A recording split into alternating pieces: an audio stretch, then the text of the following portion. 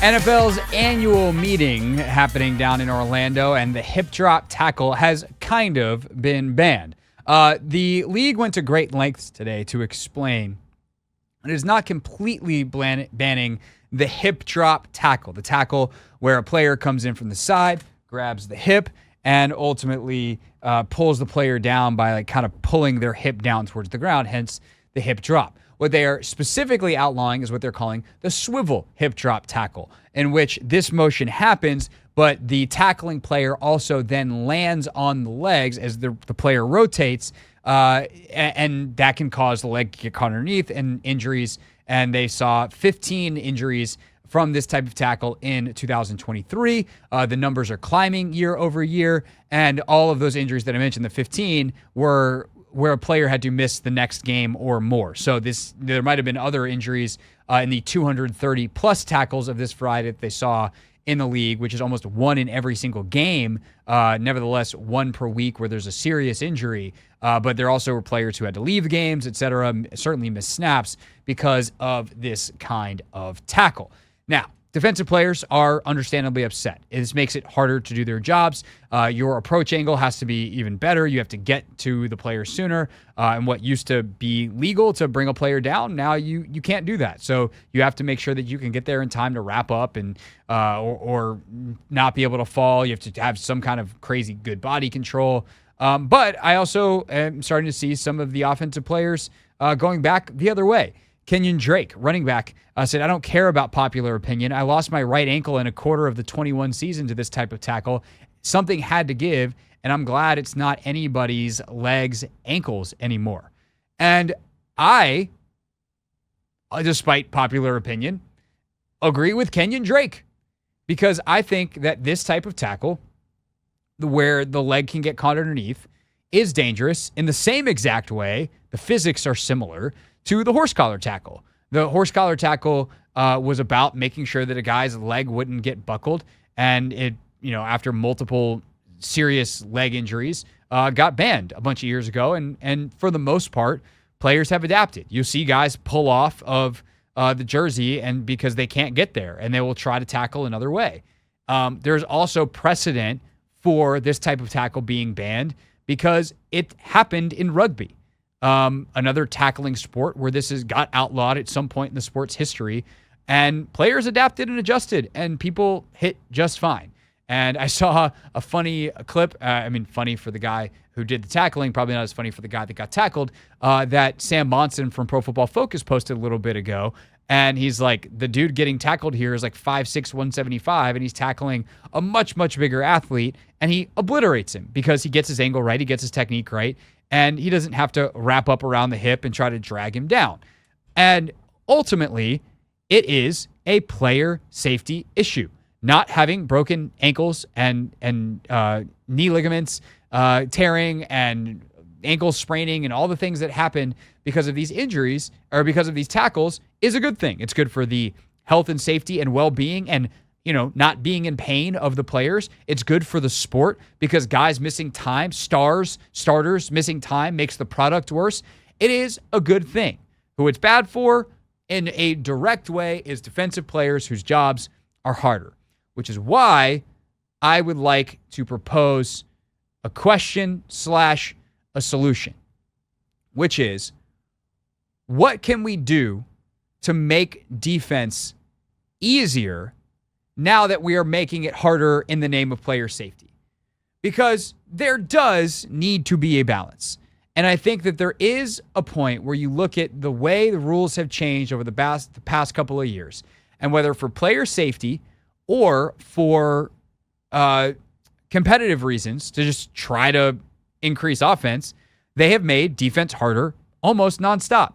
There have been very few rule changes, if any, in recent memory, where the offensive players had a harder time doing something, unless they were kind of exploiting a certain rule and they closed a loophole. But by and large, it's, reinforcement / raised enforcement of the illegal contact rules. It is obviously elimination of some of the big physical hits that not only, separate man from ball, good defensive plays prior to them being outlawed, but it opened up the middle of the field because quarterbacks used to not even throw those balls out of fear of getting their guys killed. So it opened up more space on the field. Nevertheless, hey, if you actually do make the throw, now it's harder for me as a defender to come in and separate man from ball without getting a flag. So all of these things have continually pushed back against defenders to make their job harder. As a result, you're seeing certain positions not have great off seasons this year, and that's been a trend over the last couple of years in some situations where the money is really falling to these positions, and defensive players are understandably sick of it. And so what I actually think is happening here is not a reaction to this specific rule, because 5 years ago, nobody talked about hip drop tackles. Nobody. No defensive players, no offensive players. It just wasn't a huge deal. And what happened is this technique has gotten more popular, and we've seen the injuries rise, and all of a sudden the NFL was like, whoa, we need to stop this. And so it wasn't something that defensive players did or currently do, in my opinion, passionately care about. It is a situation where this is a straw that is breaking the camel's back, where defensive players are like, yo, enough of taking stuff away from us. This job is really hard. Quit making it harder. You're costing us money. You're making us look bad. And it's not about the specific thing. It's about the totality. So my question is, what can the NFL give back to defenses that they've taken away in the name of competitiveness, not player safety? You're not getting back decapitating guys over the middle and the old ESPN jacked up segment, because that's a concussion issue, and the NFL lost a nearly $1 billion lawsuit in that category for good reason. You're not getting that back. But could you give away another 5 yards of illegal contact? Could you, as long as it's not decleating a guy, allow a little bit more contact on routes over the middle if you're a zone defender rerouting someone? Could you maybe descale some of, like, be a little bit more careful in how you call some of those big hits and give a little bit more leeway to defenders to say, like, hey, you can do X, but you can't do Y, where we used to not let you do X, Y, and Z? These are the questions I have. This is what I would like to know. 301-230-0980 is the phone number if you'd like to chime in. Anthony, we will have, hopefully, your great friend and great friend of the show, Zaire Franklin, on to talk about this later in the week, because I know he is upset about this. And if I was him, I would be upset too. But if you're someone like Z playing in the league and you're a defensive player, is there something, if I come to you with this bargain saying, like, look, we're not talking about hip drop tackles. I'm not giving this to you. You're going to have to learn how, you're going to have to, like, get there in time to play through the, like, tackle through the player. You can hit him in the hip, just blow him up, like shoulder pad through, tackle him to the ground. No issues. What's the thing that you're asking for back in return that has been taken away from defensive players over the last couple of years? I think if the NFL was able to, because there were a whole bunch of, like, former NFL players asking for the NFL to go out there and put out videos. You run full speed and try to, ask or do what you're asking the NFL players to do now. And it's sort of kind of just like, again, that you've already highlighted. It's just like putting those guys at an increased, like, disadvantage, like, because now they're out there thinking and playing like half speed instead of playing full speed, playing fast, which defenses are usually known for. If you're constantly out there thinking, oh, what should I do here? What should I do here? For fear that you might get penalized or you might get a fine, it just changes the game, like, totally. But to answer your question, what would I want to see? I don't know. I think it's tough. Like, I don't. How about this? How about we take a break? Yeah. We come back, and I will give you some options. Okay. We'll go with the menu category. We'll take some suggestions. If you have suggestions for me and Anthony, 301-230-0980. But if not, I've got a couple of things that I think would be interesting to consider for the made-up defensive player coalition that we are creating here. Yeah, help us. To push back against the NFL's continued push for offense, whether it is in the name of player safety or just competitiveness. So that is next. We will dive into it. And then coming up at 6 o'clock, fun segment where we will have Scott Allen, our Nationals Park Stadium upgrades correspondent, for his annual visit. That's coming up at 6 here on the Team 90. We are saying, we being Anthony and I, even though it's really just me, but Anthony and I are now forming a committee here. We're saying, okay, we defensive football players, because that's what we are. Anthony and I are NFL defensive football players, right, Anthony? Yes, sir. We're accepting your ban on the hip drop tackle because it's in the name of player safety. And even though it's probably going to get us with a fine at some point this year, we're going to do our best for our brethren on offense to not break their legs. But you got to give us something to make the game a little bit easier. You got to give us something to make it so that we can actually do our jobs and earn the types of salaries that make those fines not as painful if we get them. But again, we're trying to keep all our money and keep all of our offensive brethren healthy. So, give us a little bit here as you continue, in the name of player safety, a valiant thing to do, make our jobs harder. So, what you got? 301-230-0980. Let's go to Phil to get us started. Phil, you're on the Hoffman Show.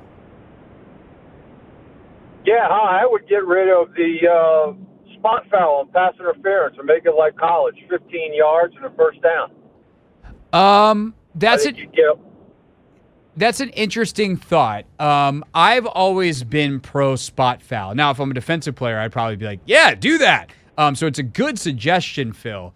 But Anthony, I think for me, I always have a problem when taking a penalty is a better outcome. The whole point of a penalty is that it should hurt. And so if you're beat on a deep route as a corner and it's only a 15-yarder and you could be giving up a touchdown, you shouldn't tackle the guy.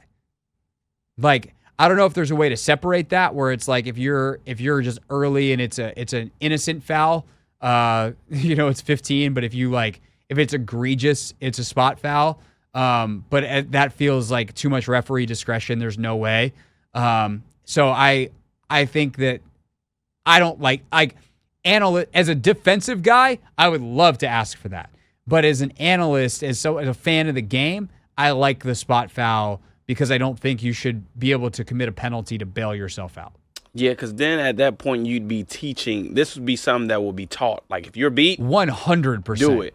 And I think that's more so what we're trying to eliminate. The horse collar thing, that was something that was taught.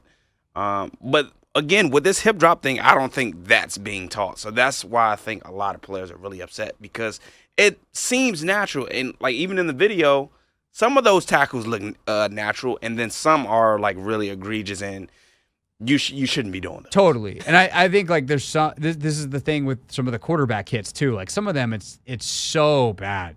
And like honestly, as a defensive player, I just want some of the bars moved. I want the bar of what is and isn't a penalty to have to be a lot more egregious on, like, if you decapitate a guy, fine. If you launch with your helmet, fine. If I tackle the quarterback 0.1 seconds later than is absolutely ideal, then quit flagging me. It's insane. Or like if I sack the quarterback too hard by 0.03%, like buzz off. Let me have the sack. There's some of these are just outrageous. That's one of the ones that I think is on my list. Let's go to Robert in Annapolis, see what Robert's got. Robert, thanks for calling. You are on the Hoffman Show. Okay, not into deal making, but I think they could offer them. Take away the incidental contact to the helmet. This happens frequently on pass rushing. Pass rusher will, leap to block the pass, and his hand may come down and hit the quarterback's helmet. It's not intentional, and it's not typically something that's going to create an injury, but that should not be a 15-yard personal foul and automatic first down. And I would also take away the automatic first down for illegal contact downfield, depending upon the circumstances. There's a lot of nuances. I don't like the spot foul on pass interference either unless it's clearly intentional. But one thing I would do for defense, I think all tackles beyond the line of scrimmage should require the tackler to be using his arms in the tackling act. That's actually what tackling is. They should get rid of that where they can propel their bodies. You see these injuries where defensive backs will propel their bodies at the legs of receivers going The launching across you're the talking field. about, yeah. That they got to get rid of. Now, I would say that you wouldn't have to use the arms in the tackling near the sideline. You could push a guy out on the sideline, but that's one thing that creates a lot of danger. But yeah, Robert, that's things. an interesting one. I think you actually have a bunch of good ideas there, and I think it's also interesting because the health of the defensive player can come into play on some of those as well. Anthony, I actually really like the incidental contact to the head of a quarterback.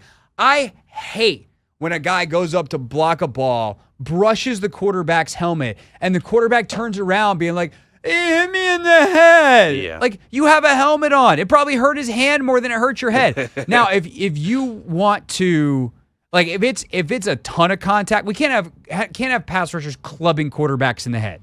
Yeah. Like, you can't, old Deacon Jones style, bong. Like, we're not doing that. But if it's incidental contact, then that's gotta, like, we gotta do better than that. And that's kind of what I'm talking about. Like, can we do better around pass rushing and the quarterback to make it so that it is a little bit easier to be a pass rusher and a little harder to be a quarterback, and less game-changing plays happen via silly penalty? And I'd agree with, I actually have always not really loved the illegal contact. I get it. Like, first down, so you're talking about the one that's 5 yards. Illegal contact downfield. It's on the other side of the play, like, and the quarterback never even looks over there, but there was contact 7 yards down the field, and it's a 5-yard penalty, an automatic first down on 3rd and 17. Like, buzz off with that. I think that's ridiculous. But I also get it because sometimes that illegal contact is why the quarterback doesn't go there. Quarterback looks right, there's illegal contact, now he comes back left and throws the other side of the field, and it happens like that, and it would have been a first down if that guy hadn't grabbed the receiver coming on a slant route. So maybe there's a push to differentiate between illegal contact and holding, and if it's illegal contact, it's just a 5-yarder, and if it's a more egregious hold, then maybe that's a 10-yarder and a first down, or you can do something with that. But I actually really like that. PI, spot foul. But some of the lesser stuff, I think the frequency with which we give automatic first downs is something that I think could be revisited and reviewed. Yeah, so also one of the rules that were changed at the NFL annual meeting, replay assistance. Yes. So essentially, the replay assistant will be allowed to correct certain types of incorrect calls on the field, such as roughing the passer and intentional grounding. So they've made an effort to combat some of the problems that you're raising right now. All right, one more call real quick. Let's go to Mike in Laurel. Mike, thanks for calling. You're on the Hoffman Show. Mike, what do you got for us? Hey, man, long-time listener, first-time call. Appreciate that, Mike. Welcome to the show. I'm a Baltimore Ravens fan, so I was very disappointed when Mark Andrews was injured, and he was out for several weeks. He missed several games. And when he got back, the time between him and Lamar was completely off. I'm in favor of banning the tackle, but I would recommend to give defense something that really is for defensive players or the defensive side of the ball. You put pass interference in there, and you say, was that really holding, or was it really a pass interference? It still gives somewhat of an advantage to the offense because it's going to be judgmental. But I would like to be able to give the defensive side just an opportunity when they see those bang plays or whatever really interference, the defense be allowed to have a replay on a pass interference. Just defense, not offensive side. Just the defense is given one instant replay review per game for 17 games. That equals one drop tackle per year per game, like it was. Yep. And then it kind of gives defense a chance to say, I can still play aggressively, and if I know I really played a good part, did a good job on covering this receiver, I want to challenge that. And I think they should be allowed to challenge it. Mike, I love that. And I think that would be an even Steven deal for me. I actually really like that. And the difference for those that might not have connected this dot is a couple years ago they made PI challengeable, but I think it was challengeable by both sides. Like, you could challenge as an offensive, if I'm remembering correctly, where it's like, if it's not called and you think it should be because that's what happened in that famous Saints game a couple years ago. But if you're going, hey, no, if it's called and we think you missed it, we can call it. But that also would need to come with my semi-annual rant about replay in all sports, Anthony, which is every single replay should be on a hard clock. Replay is designed to correct clear and obvious errors. And if you take 3.5 minutes in a college basketball game, an NFL game, an NBA game to get a call right, it's not clearly and obviously wrong. So everything is 30 to 45 seconds. The monitor shuts off if you can't make a call. And at that point, the call on the field stands. If it's clear within 30 to 45 seconds, wherever you want to put, maybe you even give it a minute, that the call was missed, then you can hit a magic button, say we're overturning the call, and if you need some extra time on the monitor to figure out the logistics of, okay, well, if we overturn this call, then the ball should be at and the clock should be at, which sometimes is what extends these replay reviews, then fine. But to me, pretty much everything should be challengeable. You don't up the amount of challenges. It's just opening the floodgates on what you can challenge. And if it's not clear and obvious, you don't overturn it. It only makes too much sense. And yet, every single sport screws it up by limiting the number of things that can be challenged and the number of outcomes possible and letting referees stare at a monitor on a bang-bang play that they have no business reviewing because it's not a clear and obvious error for minutes and minutes on end, destroying game flow and the entire experience of the sport. Hey, this is DA, and you're listening to The Hoffman Show on the Team 980 and the Odyssey app.